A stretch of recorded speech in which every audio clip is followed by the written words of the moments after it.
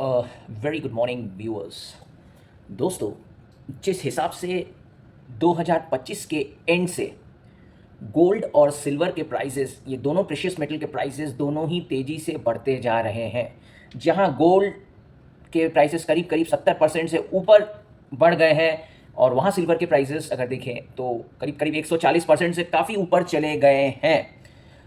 तो ये क्या दर्शा रहा है? देखिए, वर्ल्ड इकोनॉमी में ये पहले भी हुआ है कि ये गोल्ड और सिल्वर के प्राइसेस एक साथ दोनों बढ़े हैं। तो ये क्या दर्शा रहा है, आज इसको थोड़ा सा समझे।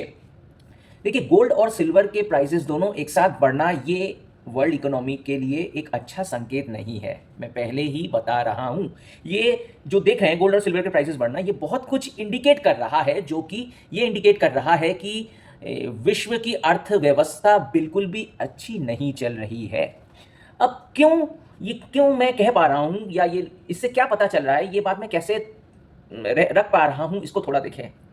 देखिए, गोल्ड और सिल्वर के प्राइसेस जो बढ़ रहे हैं, इसका मेन कारण ये क्यों होता है, ये थोड़ा देखते हैं।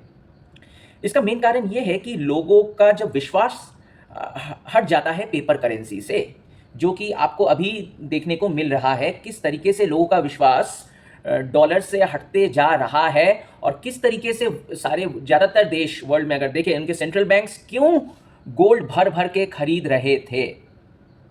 तो ये एक छोटी चीज़ है, ये दर्शा रहा है कि लोगों का जो मेन पेपर करेंसी है, वर्ल्ड वाइड जो मेन करेंसी है, उस पर से जब विश्वास हटता है तो लोग गोल्ड और सिल्वर जैसे प्रेशियस मेटल्स की तरफ अट्रैक्ट होते हैं और वो खरीदना चालू करते हैं, क्योंकि वो उस करेंसी के अगेंस्ट में उसको बैकअप कर पाए, क्योंकि उनको करेंसी पर भरोसा नहीं रहता है। और दूसरा कारण क्या है? जब लोगों का मॉनिटरी पॉलिसी से भरोसा उठ जाए, जब लोगों का मॉनिटरी पॉलिसी से भरोसा उठ जाता है, तब लोग इन दोनों प्रेशियस मेटल्स की तरफ अट्रैक्ट होते हैं और इसे खरीदते हैं। अब मॉनिटरी पॉलिसी से भरोसा कब उठता है?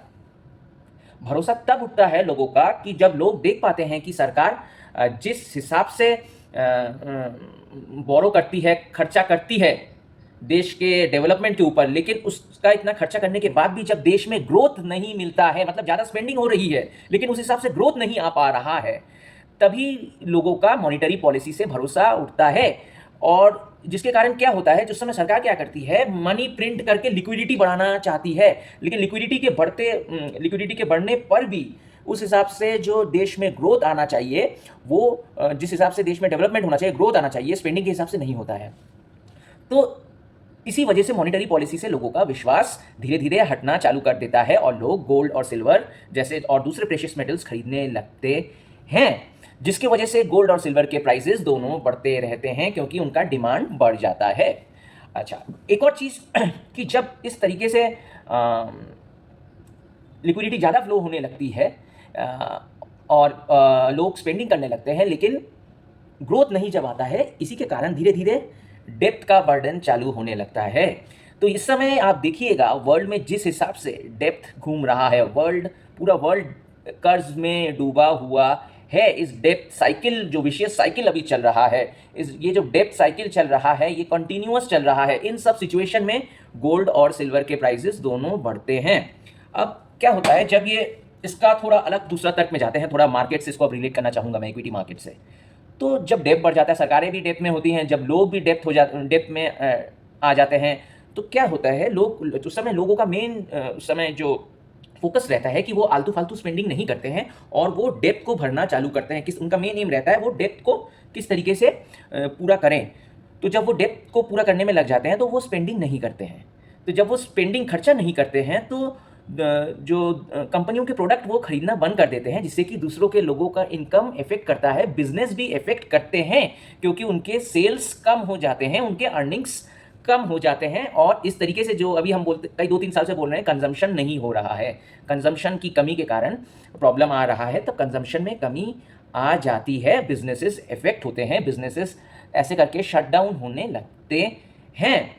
और यही इस चीज़ को आप मार्केट से रिलेट करिए कि क्यों इतना कुछ करने के बाद भी, सरकार इतना कुछ जीएसटी के कम करने के बाद भी कंजम्पशन, मतलब इतना कुछ कम किया कि कंजम्पशन में बढ़ावा मिले, फिर भी क्यों नहीं कंजम्पशन बढ़ रहा है? लोग जो कंपनी के प्रोडक्ट्स हैं, क्यों एफएमसीजी प्रोडक्ट जो एचयूएल एक समय और डाबर मैरिको ये सब कंपनीज के प्रोडक्ट्स लोग जिस हिसाब से खरीदते थे क्यों नहीं खरीद रहे हैं? अब आपको समझ में आ रहा है। और इसी के कारण कंपनियों के अर्निंग्स भी नहीं अच्छे आ पा रहे हैं। दिग्गज कंपनियों के अर्निंग्स क्यों नहीं आ पा रहे हैं? अगर इसको आप सुनिएगा तो आपको ज़रूर समझ में आएगा। तो यही कारण है। मैंने आज ये क्यों आपसे डिस्कस किया, क्योंकि ये हमको लग रहा है ठीक है जिनके पास गोल्ड है, सिल्वर है, अच्छी बात है, लेकिन एग्जैक्टली अगर मैं देखूं गोल्ड और सिल्वर दोनों का एक साथ जब प्राइस बढ़ता है ये इंडिकेट करता है कि वर्ल्ड की अर्थव्यवस्था अच्छी नहीं है। अब क्या होता है, जब मैं डिस्कस कर रहा हूँ आपसे पूरी ये बात कि जब डेब्ट ट्रैप में फंस जाते हैं तो ये कर्ज जब चुका नहीं पाते हैं लोग धीरे धीरे, एक लेंडर होता है बोरोवर जब कर्ज नहीं चुका पाता है लेंडर को, तो लेंडर हमारे मेन कौन लेंडर्स है? बैंक्स। तो डिफ़ॉल्ट होता है जब कई ऐसे कर्जदार जब कर्ज नहीं चुका पाते हैं वो डिफ़ॉल्ट करते हैं, इस तरीके से बैंकिंग सिस्टम में कोलैप्स आता है और जिसके कारण धीरे धीरे इकोनॉमी, जो देश की इकोनॉमी बोलिए, वर्ल्ड की इकोनॉमी बोलिए, वो कोलैप्स करता है और इसी तरीके से रिसेशन आता है। तो यूएसए का जो इस समय कंडीशन है, जिस तरीके से डॉलराइजेशन, डॉलर की वैल्यू अब कम होते जा रही है, ये एक चिंतनीय विषय है। और मैं एक चीज़ मैं बार बार आपको बोल रहा हूँ, फिजिकल एसेट्स, इक्विटी के साथ साथ फिजिकल एसेट में आइए, और कैश की मैं बात हमेशा कर रहा हूँ। इस समय में, इस सिचुएशन में आप अपने पास ज़रूर कैश रखिए, लिक्विडिटी, क्योंकि जब मार्केट में जब बड़ा क्रैश आता है, देखिए मैं नहीं चाहता कि कभी भी ऐसा कुछ हो, लेकिन फिर भी अगर 1%, 0.5% अगर आ जाए, मैं नहीं चाहता ऐसा कुछ हो, सब अच्छा हो, लेकिन आपको हमेशा कैश रेडी रखना चाहिए इन्वेस्टर्स को कि ऐसे सिचुएशन अगर आ जाए तो वो सिचुएशन सबसे अच्छा समय होता है निवेश का इक्विटी मार्केट्स में। तो इसी के कारण जो कई लोग कह रहे हैं, मैं बार बार हर एक वीडियो में बोलता हूँ, रिकवरी इक्विटी मार्केट्स का होगा लेकिन टाइम लगेगा धीरे धीरे, क्योंकि ये सब चीज़ जो मैंने डिस्कस किया ये इसको ठीक होने में थोड़ा टाइम लगता है। और ये जो अब रिसेशन की मैं बात करता हूँ, ये सब शॉर्ट टर्म साइकिल्स है। देखिए लॉन्ग टर्म साइकिल्स की अगर मैं बात करूँ, लॉन्ग टर्म मार्केट साइकिल्स की बात करूँ, लॉन्ग टर्म मार्केट साइकिल्स जो बनती हैं वो छोटे छोटे शॉर्ट टर्म मार्केट साइकिल से बनती हैं। तो ये रिसेशन का आना, ये डेप साइकिल का आना, ये सब शॉर्ट टर्म साइकिल्स है। ये रिसेशन के बाद फिर धीरे धीरे अच्छा होगा। तो लॉन्ग टर्म ग्रोथ की अगर मैं बात करूँ इक्विटी मार्केट्स का, इतना इसमें डरने की बात नहीं है कि कई लोग सोच रहे हैं तो लॉन्ग टर्म सब खत्म हो गया, सब बेच बाच के नहीं निकलना है, क्योंकि लॉन्ग टर्म ग्रोथ इंटैक्ट रहती है। ये शॉर्ट टर्म रिसेशन आया, फिर मार्केट रिवाइव करेगा धीरे धीरे, फिर इकोनॉमी रिवाइव करता है, अच्छा, तो लॉन्ग टर्म ग्रोथ अभी भी बरकरार है, मैं यही कह रहा हूं। ये लॉन्ग टर्म साइकिल्स कई शॉर्ट टर्म साइकिल्स से गुजर के निकलती हैं, और ये भी जो चल रहा है आपके सामने, अभी जो स्थिति चल रही है इक्विटी मार्केट्स की बात करूँ, इकोनॉमी की, ये शॉर्ट टर्म साइकिल्स है। ये शॉर्ट टर्म साइकिल्स आएंगी फिर चली भी जाती हैं।